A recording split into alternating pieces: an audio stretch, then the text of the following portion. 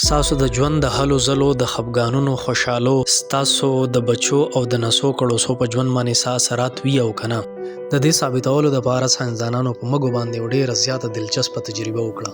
په دې تجربه کې به هغوی مږې ته یو خاص قسم خوشبو ورکو، ورپسې به یې سمدست بیا د بجلۍ شاټ ورکو. نو مږه به ډېره زیاته وویرېده. دا مږه بیا دومره ایرېدلې وه چې بغیر د بجلۍ د شاټه به کله هم دې ته هغه خوشبو میلاو شو نو دا به انتهایي ویرېده، وبه تېرېده. او بیا چې کله د دې د مختلفو اعضا مطالعه وکړلی شوه نو دا پته ولګېده چې یاره د دې په دماغو کې هم یو خاص قسمه تبدیلي راغلې ده، ورسره په جینیاتي مادو کې هم خاص تبدیلي راغلې ده.